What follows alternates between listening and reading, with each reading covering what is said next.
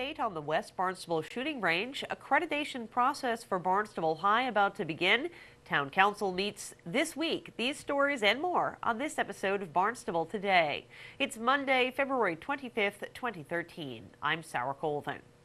For 3 days in early March, a team will be in Hyannis taking a close look at Barnstable High School. Every 10 years, Barnstable must go through the accreditation process with the New England Association of Schools and Colleges. The visiting team will begin work on Sunday, March 3rd. Superintendent of Schools, Dr. Mary Chakowski, says there are many benefits to having an accredited high school. And it really is an opportunity to reflect upon our work by an outside third party, a team of evaluators that will come in and take a look at our school. And certainly, you know, the benefits not only to the staff and to the students, you know, knowing that they are in a school that meets the standards and are accredited.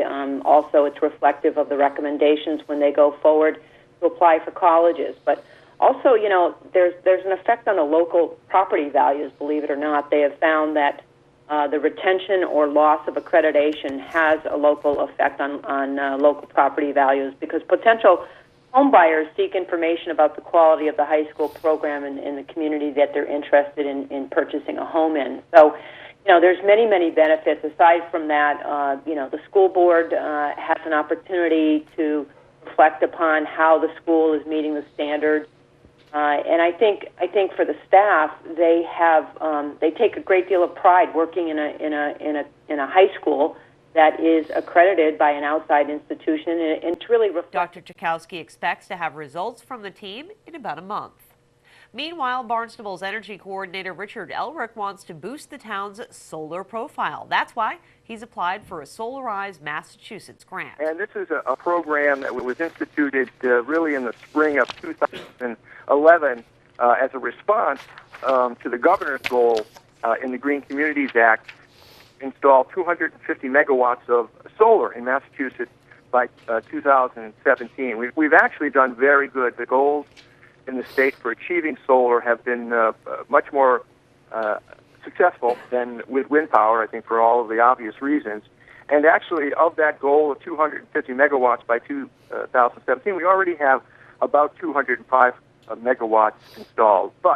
So the town has applied for a grant. We'll find out sometime in March whether we receive it. It's a relatively small amount of money. It's $2,500 to assist the town in educating the public and in a sense, trying to inform the residents of Barnstable about all of the benefits of solar, and then to try to get as many, primarily rooftop solar PV installations installed as we can for both the commercial business sector and for residents as well. Elrick says a team of volunteers will help spread the word about solar energy. We'll keep you posted when we find out if Barnstable receives that Solarize Massachusetts grant.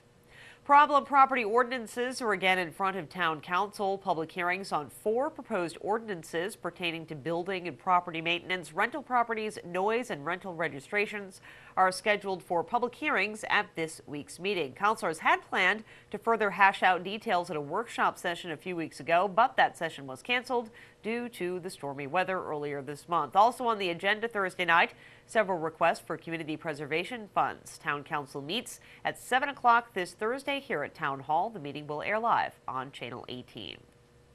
Connection deadlines for Stewart's Creek residents are set earlier this month. The Board of Health met to finalize that deadline schedule. Stewart's Creek property owners have up to 20 years to connect. If you replaced your septic 10 years ago, then you've got 10 years left before you must connect to the sewer. That's how that works. Those with older systems installed before Title V went into effect will be required to connect within 2 years. Those with failed systems must connect within 60 days.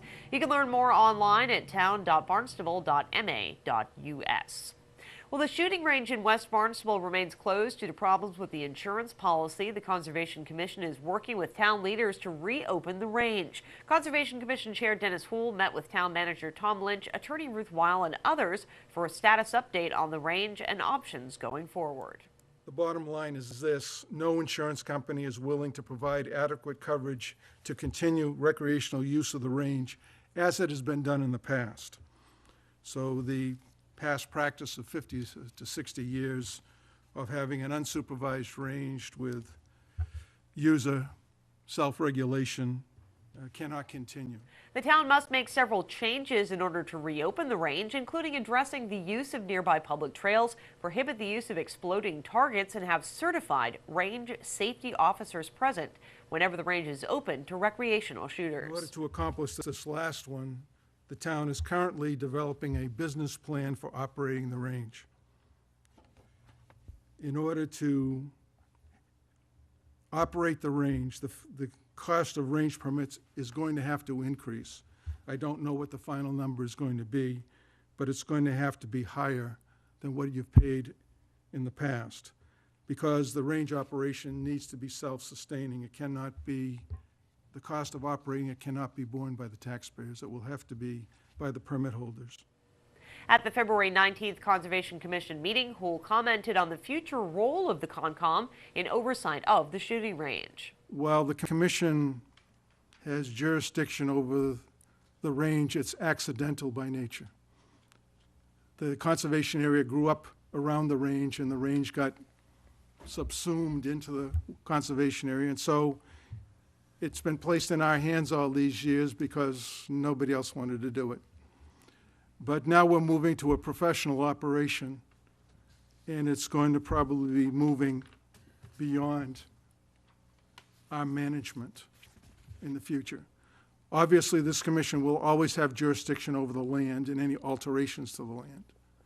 But we're in a transition period here now, where we're going from a quaint, self-regulated range to a professional operation run by the town or by a private organization.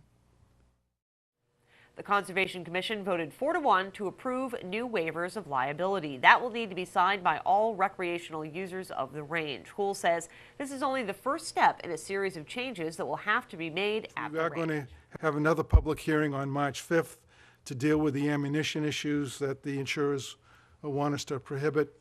And as soon as the business plan is ready and we can bring the outline of it to public, we'll go to public hearing on that as well.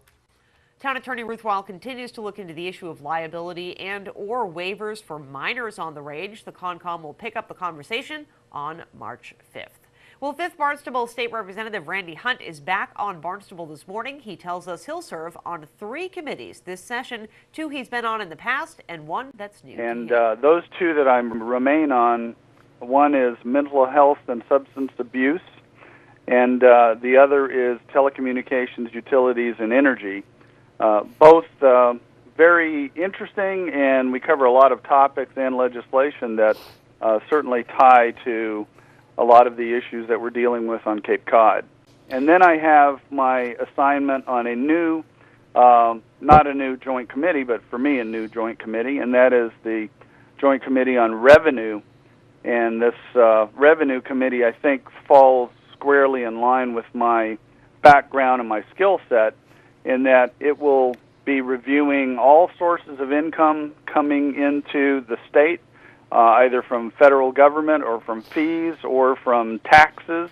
And so we talk about tax policy, and one of the groups that we work very closely with is the Department of Revenue. Representative Hunt also serves as a certified public accountant. He encourages residents to contact him at randyhuntstaterep.com. Randy will join us on Barnstable this morning each Monday at 7:50 a.m. With Barnstable Today, I'm Sarah Coleman.